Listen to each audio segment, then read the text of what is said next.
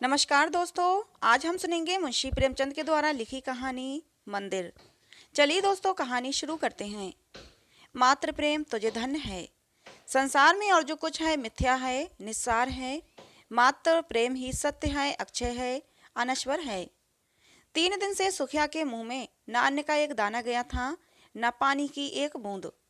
सामने पुआल पर माता का नन्हा सा लाल पड़ा करहा रहा था। आज 3 दिन से उसने आंखें न खोली थीं। सुखिया कभी उसे गोद में उठा लेती, कभी पुआल पर सुला देती। हंसते खेलते बालक को अचानक क्या हो गया, यह कोई न बताता। ऐसी दशा में माता को भूख और प्यास कहाँ। एक बार पानी का एक घूंट मुंह में लिया था, पर कंठ के नीचे न ले जा सकी। इस दुखिया की विपत्ति का बार पार न था। साल भर के भीतर 2 बालक गंगा जी की गोद में सौंप चुकी थी। पतिदेव पहले ही सुधार चुके थे। अब उस अभागिनी के जीवन का आधार, अवलंब, जो कुछ भी था, यही बालक था। पर हाय, क्या ईश्वर इसे भी उसकी गोद से छीन लेना चाहते हैं। यह कल्पना करते ही माता की आंखों से झरझर आंसू बहने लगते थे। इस बालक को वह क्षण भर के लिए भी अकेला न छोड़ती थी। उसे साथ लेकर घास छीलने जाती, घास बेचने बाजार जाती, तो बालक गोद में होता। उसके लिए उसने नन्ही सी खुरपी और नन्ही सी खांची बनवा दी थी। जियावन माता के साथ घास छीलता और गर्व से कहता, अम्मा, हमें भी बड़ी सी खुरपी बनवा दो, हम बहुत सी घास छीलेंगे। तुम दुआरे माची पर बैठी रहना, अम्मा मैं घास बेच लाऊंगा। माँ पूछती, मेरे लिए क्या क्या लाओगे बेटा। जियावन लाल लाल साड़ियों का वादा करता। अपने लिए बहुत सा गुड़ लाना चाहता था। अब वे ही भोली भाली बातें समय याद आ आकर माता के हृदय को शूल के समान बेध रही थीं। जो बालक को देखता यही कहता कि किसी की डीठ है, पर किसकी डीठ है। इस विधवा का भी संसार में कोई बैरी है। अगर उसका नाम मालूम हो जाता तो सुखिया जाकर उसके चरणों पर गिर पड़ती और बालक को उसकी गोद में रख देती। क्या उसका हृदय दया से न पिघल जाता। पर नाम कोई नहीं बताता। हाय, किससे पूछे, क्या करे। 3 पहर रात बीत चुकी थी। सुखिया का चिंता व्यथित चंचल मन कोठे कोठे दौड़ रहा था। किस देवी की शरण जाए, किस देवता की मनौती करे, इसी सोच में पड़े पड़े उसे एक झपकी आ गई। क्या देखती है कि उसका स्वामी आकर बालक के सिरहाने खड़ा हो जाता है और बालक के सिर पर हाथ फेरकर कहता है, रो मत सुखिया, तेरा बालक अच्छा हो जाएगा। कल ठाकुर जी की पूजा कर दे, वही तेरे सहायक होंगे। ये कहकर वह चला गया। तभी सुखिया की आंख खुल गई। अवश्य ही उसके पतिदेव आए थे, इसमें सुखिया को जरा भी संदेह न हुआ। उन्हें अब भी मेरी सुधि है, ये सोचकर उसका हृदय आशा से परिप्लावित हो उठा। पति के प्रति श्रद्धा और प्रेम से उसकी आंखें सजग हो गईं। उसने बालक को गोद में उठा लिया और आकाश की ओर ताकती हुई बोली, भगवान, मेरा बालक अच्छा हो जाए तो मैं तुम्हारी पूजा करूंगी। अनाथ विधवा पर दया करो। उसी समय जियावन की आंखें खुल गईं। उसने पानी मांगा। माता ने दौड़कर कटोरे में पानी लिया और बच्चे को पिला दिया। जियावन ने पानी पीकर कहा, अम्मा, रात है कि दिन। सुखिया, अभी तो रात है बेटा, तुम्हारा जी कैसा है। जियावन, अच्छा है अम्मा, अब मैं अच्छा हो गया। सुखिया, तुम्हारे मुंह में घी शक्कर बेटा, भगवान करे तुम जल्दी ही अच्छे हो जाओ। कुछ खाने को जी चाहता है क्या। जियावन, हाँ अम्मा, थोड़ा सा गुड़ दे दो। सुखिया, गुड़ मत खाओ, अब गुण करेगा, कहो तो खिचड़ी बना दूं। जियावन, नहीं मेरी अम्मा, जरा सा गुड़ दे दो, तेरे पैरों पड़ूं। माता इस आग्रह को ना टाल सकी। उसने थोड़ा सा गुड़ निकालकर जियावन के हाथ में रख दिया और हांडी का ढक्कन लगाने जा रही थी कि किसी ने बाहर से आवाज दी। हांडी वहीं छोड़कर वह किवाड़ खोलने चली गई। जियावन ने गुड़ की 2 पिंडलियां निकाल लीं और जल्दी जल्दी चट कर गया। दिन भर जियावन की तबीयत अच्छी रही। उसने थोड़ी सी खिचड़ी खाई। 2-1 बार धीरे धीरे द्वार पर भी आया और हमजोलियों के साथ खेल न सकने पर भी उन्हें खेलते देखकर उसका जी बहल गया। सुखिया ने समझा, अब बच्चा अच्छा हो जाएगा। 2-1 दिन में जब पैसे हाथ में आ जाएंगे तो वह एक दिन ठाकुर जी की पूजा करने चली जाएगी। जाड़े के दिन झाड़ू बहारू, नहाने धोने और खाने पीने में कट गए। मगर जब संध्या समय फिर ज्याबन का जी भारी हो गया, तब सुखिया घबरा उठी। तुरंत मन में शंका उत्पन्न हुई कि पूजा में विलंब करने से ही बालक फिर मुरझा गया है। अभी थोड़ा सा दिन बाकी है। बच्चे को लिटाकर वह पूजा का सामान तैयार करने लगी। फूल तो जमींदार के बगीचे में मिल गए। तुलसी दल द्वार पर ही था, पर ठाकुर जी के भोग के लिए कुछ मिष्टान तो चाहिए, नहीं तो गांव वालों को बांटेगी क्या। चढ़ाने के लिए कम से कम एक आना तो चाहिए। सारा गांव छान आई, कहीं पैसे उधार न मिले। अब वह हताश हो गई। हाय रे अदिन, कोई 4 आने पैसे भी नहीं देता। आखिर उसने अपने हाथों के चांदी के कड़े उतारे और दौड़ी हुई बनिए की दुकान पर गई। कड़े गिरों रखे, बतासे लिए और दौड़ी हुई घर आई। पूजा का सामान तैयार हो गया तो उसने बालक को गोद में उठाया और दूसरे हाथ में पूजा की थाली लिए मंदिर की ओर चली। मंदिर में आरती का घंटा बज रहा था। 10-5 भक्तजन खड़े स्तुति कर रहे थे। इतने में सुखिया जाकर मंदिर के सामने खड़ी हो गई। पुजारी ने पूछा, क्या है रे, क्या करने आई है? सुखिया चबूतरे पर आकर बोली, ठाकुर जी की मनौती की थी महाराज, पूजा करने आई हूँ। पुजारी जी दिन भर जमींदार के असामियों की पूजा किया करते थे और शाम सवेरे ठाकुर जी की। रात को मंदिर में ही सोते थे। मंदिर ही में आपका भोजन भी बनता था, जिससे ठाकुर द्वारे की सारी अस्तकारी काली पड़ गई थी। स्वभाव के बड़े दयालु थे। निष्ठावान ऐसे कि चाहे कितनी ही ठंड पड़े, कितनी ही ठंडी हवा चले, बिना स्नान किए मुंह में पानी तक न डालते थे। अगर इस पर भी उनके हाथों और पैरों में मैल की मोटी तह जमी हुई थी, तो इसमें उनका कोई दोष न था। बोले, तो क्या भीतर चली जाएगी? हो तो चुकी पूजा, यहाँ आकर भरभष्ट करेगी। एक भक्तजन ने कहा, ठाकुर जी को पवित्र करने आई होगी। सुखिया ने बड़ी दीनता से कहा, ठाकुर जी के चरण छूने आई हूँ सरकार, पूजा की सब सामग्री लाई हूँ। पुजारी, कैसी बेसमझी की बात करती है रे, कुछ पगली तो नहीं हो गई? भला तू ठाकुर जी को कैसे छुएगी? सुखिया को अब तक कभी ठाकुर द्वारे में आने का अवसर न मिला था। आश्चर्य से बोली, सरकार, वह तो संसार के मालिक हैं, उनके दर्शन से तो पापी भी तर जाता है, मेरे छूने से उन्हें कैसे छूत लग जाएगी? पुजारी, अरे तू चमारिन है कि नहीं? सुखिया, तो क्या भगवान ने चमारों को नहीं सृजा है? चमारों का भगवान कोई और है क्या? इस बच्चे की मनौती है सरकार। इस पर वही भक्त महोदय जो अब स्तुति समाप्त कर चुके थे, डपट कर बोले, मार के भगा दो चुड़ैल को, भरभष्ट करने आई है, फेंक दो थाली वाली। संसार में तो आप ही आग लगी हुई है। चमार भी ठाकुर जी की पूजा करने लगेंगे तो पृथ्वी रहेगी कि रसातल को चली जाएगी। दूसरे भक्त महाशय बोले, अब बेचारे ठाकुर जी को भी चमारों के हाथ का भोजन करना पड़ेगा। अब प्रलय होने में कुछ कसर नहीं है। ठंड पड़ रही थी। सुखिया खड़ी कांप रही थी और यहाँ धर्म के ठेकेदार समय की गति पर आलोचनाएं कर रहे थे। बच्चा मारे ठंड के उसकी छाती में घुसा जाता था, किंतु सुखिया वहां से हटने का नाम न लेती थी। ऐसा मालूम होता था कि उसके दोनों पांव भूमि में गड़ गए हैं। रह रहकर उसके हृदय में ऐसा उद्धार उठता था कि जाकर ठाकुर जी के चरणों पर गिर पड़े। ठाकुर जी क्या इन्हीं के हैं? हम गरीबों का क्या उनसे कोई नाता नहीं है? ये लोग होते कौन हैं रोकने वाले? पर यह भय होता था कि इन लोगों ने कहीं सचमुच थाली वाली फेंक दी तो क्या करूंगी? दिल में ऐंठ कर रह जाती थी। सहसा उसे एक बात सूझी।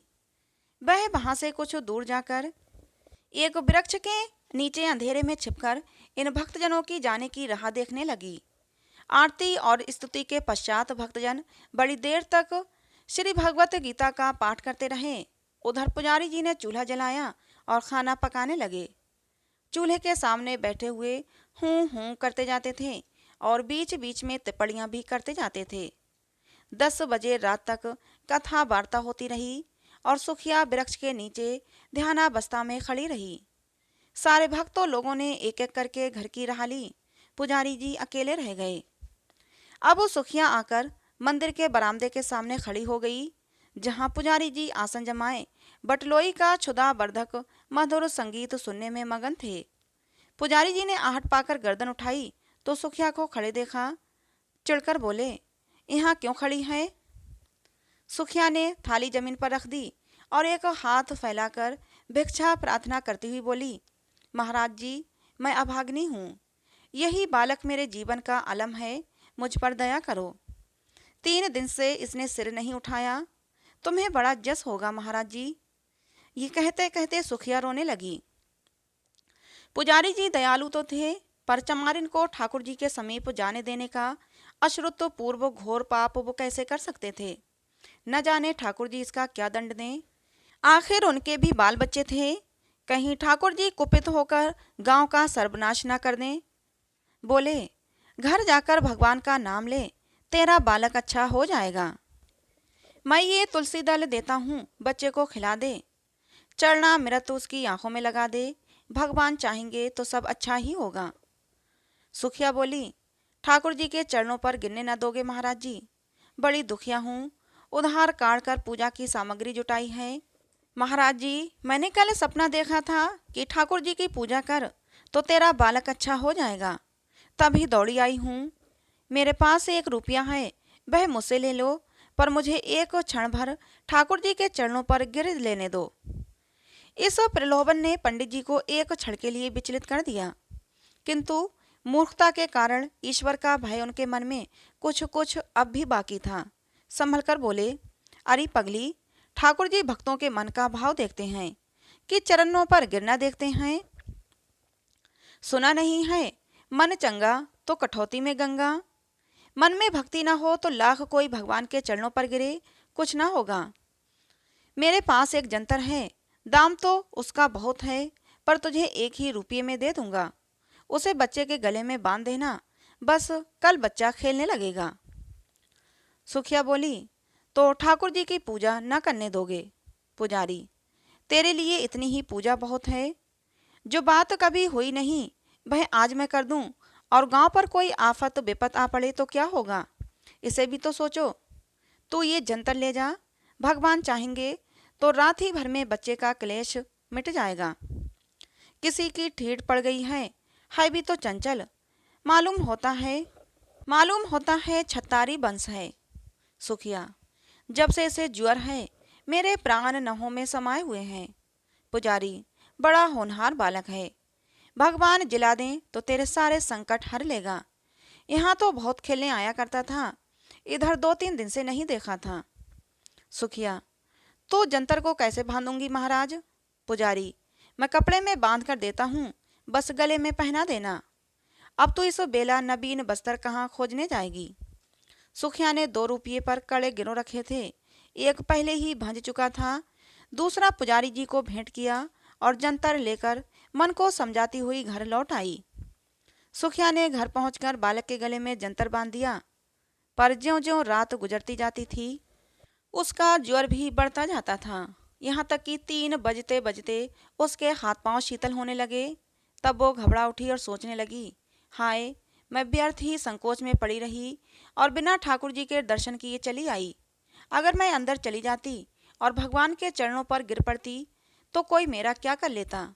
यही ना होता कि लोग मुझे धक्के देकर निकाल देते, शायद मारते भी, पर मेरा मनोरथ तो पूरा हो जाता। यदि मैं ठाकुर जी के चरणों को अपने आंसुओं से भिगो देती और बच्चे को उनके चरणों में सुला देती तो क्या उन्हें दया ना आती? वो तो दयामय भगवान हैं, दीनों की रक्षा करते हैं, क्या मुझ पर दया न करते? यह सोचकर सुखिया का मन अधीर हो उठा। नहीं, अब विलंब करने का समय न था, वह अवश्य जाएगी और ठाकुर जी के चरणों पर गिरकर रोएगी। उस अबला के आशंकित हृदय का अब इसके सिवा और कोई अवलंब, कोई आसरा न था। मंदिर के द्वार बंद होंगे तो वो ताले तोड़ डालेगी। ठाकुर जी क्या किसी के हाथों बिक गए हैं कि उन्हें कोई बंद करके रखे? रात के 3 बज गए थे। सुखिया ने बालक को कंबल से ढांप कर गोद में उठाया, एक हाथ में थाली उठाई और मंदिर की ओर चली। घर से बाहर निकलते ही शीतल वायु के झोंकों से उसका कलेजा कांपने लगा। शीत से पांव शिथिल हुए जाते थे। उस पर चारों ओर अंधकार छाया हुआ था। रास्ता 2 फर्लांग से कम न था। पगडंडी वृक्षों के नीचे नीचे गई थी। कुछ दूर दाहिनी ओर एक पोखर था, कुछ दूर बांस की कोठियां, पोखरों में एक धोबी मर गया था और बांस की कोठियों में चुड़ैलों का अब था। बाईं ओर हरे भरे खेत थे, चारों ओर सनसन हो रहा था, अंधकार साए साए कर रहा था। सहसा गीदड़ों ने कर्कश स्वर में हुआ हुआ करना शुरू कर दिया। हाय, अगर कोई उसे 1 लाख रुपया देता तो भी इस समय वो यहाँ ना आती। पर बालक की मंदिर सारी शंकाओं को दबाए हुए थी। हे भगवान, अब तुम्हारा ही आसरा है। ये जब वो मंदिर की ओर चली जा रही थी। मंदिर के द्वार पर पहुंचकर सुखिया ने जंजीर टटोल कर देखी, ताला पड़ा हुआ था। पुजारी जी बरामदे से मिली हुई कोठरी में किवाड़ बंद किए सो रहे थे। चारों ओर अंधेरा छाया हुआ था। सुखिया चबूतरे के नीचे से एक ईंट उठा लाई और जोर जोर से ताले पर पटकने लगी। उसके हाथों में न जाने इतनी शक्ति कहाँ से आ गई थी। 2 ही 3 चोटों में ताला और ईंट दोनों टूटकर चौखट पर गिर पड़े। सुखिया ने द्वार खोल दिया और अंदर जाना ही चाहती थी कि पुजारी किवाड़ खोलकर हड़बड़ाए हुए बाहर निकल आए और चोर चोर का गुल मचाते गांव की ओर दौड़े। जाड़ों में प्रायः पहर रात ही से लोगों की नींद खुल जाती है। ये शोर सुनते ही कई आदमी इधर उधर से लालटेनें लिए हुए निकल पड़े और पूछने लगे, कहाँ है चोर, किधर गया? पुजारी बोला, मंदिर का द्वार खुला पड़ा है, मैंने खटखट की आवाज़ सुनी है। सहसा सुखिया बरामदे से निकलकर चबूतरे पर आई और बोली, चोर नहीं है, मैं ठाकुर जी की पूजा करने आई थी। अभी तो अंदर गई भी नहीं, मारे हल्ला मचा दिया। पुजारी ने कहा, अब अनर्थ हो गया। सुखिया मंदिर में जाकर ठाकुर जी को भ्रष्ट कर आई। फिर क्या था, कई आदमी झल्लाए हुए लपके और सुखिया पर लातों और घूंसों की मार पड़ने लगी। सुखिया एक हाथ से बच्चे को पकड़े हुए थी और दूसरे हाथ से उसकी रक्षा कर रही थी। एकाएक बलिष्ठ ठाकुर ने उसे इतनी जोर से धक्का दिया कि बालक उसके हाथ से छूटकर जमीन पर गिर पड़ा, मगर वो न रोया, न बोला, न सांस ली। सुखिया भी गिर पड़ी थी। संभल कर बच्चे को उठाने लगी तो उसके मुख पर नजर पड़ी। ऐसा जान पड़ा मानो पानी में परछाई हो। उसके मुंह से एक चीख निकल पड़ी। उसने बच्चे का माथा छूकर देखा, सारी देह ठंडी हो गई थी। एक लंबी सांस खींचकर वो उठ खड़ी हुई। उसकी आंखों में आंसू न आए। उसका मुख क्रोध की ज्वाला से तमतमा उठा। आंखों से अंगारे बरसने लगे। दोनों मुट्ठियां बंध गईं। दांत पीसकर बोली, पापियों, मेरे बच्चे के प्राण लेकर दूर क्यों खड़े हो? मुझे भी क्यों नहीं उसी के साथ मार डालते? मेरे छू लेने से ठाकुर जी को छूत लग गई। पारस को छूकर लोहा सोना हो जाता है, पारस लोहा नहीं हो सकता। मेरे छूने से ठाकुर जी अपवित्र हो जाएंगे। मुझे बनाया है तो छूत नहीं लगी। लो, अब कभी भी ठाकुर जी को छूने नहीं आऊंगी। ताले में बंद रखो, पहरा बैठा दो। हाय, तुम्हें दया छू भी नहीं गई। तुम इतने कठोर हो। बाल बच्चे बाले होकर भी तुम्हें एक अभागिन माता पर दया न आई। तुम इतने कठोर हो, तिस पर धर्म के ठेकेदार बनते हो। तुम सब के सब हत्यारे हो, निपट हत्यारे हो। डरो मत, मैं थाना पुलिस नहीं जाऊंगी। मेरा न्याय तो भगवान करेंगे। अब उन्हीं के दरबार में फरियाद करूंगी। किसी ने चू ना की, कोई मिनमिनाया तक नहीं। पाषाण मूर्तियों की भांति सब के सब सिर झुकाए खड़े रहे। इतनी देर में सारा गांव जमा हो गया था। सुखिया ने एक बार फिर बालक के मुंह की ओर देखा। मुंह से निकला, हाय मेरे लाल। फिर वो मूर्छित होकर गिर पड़ी। तो दोस्तों, ये कहानी थी मुंशी प्रेमचंद के द्वारा लिखी, जिसका नाम था मंदिर। कहानी कैसी लगी जरूर बताना। जाते जाते कहानी को एक लाइक और चैनल को सब्सक्राइब जरूर कर लेना, जिससे कि ऐसी ही मनोहर कहानियाँ आप लोगों को मिलती रहें। मिलते हैं दोस्तों अगली किसी नई कहानी में।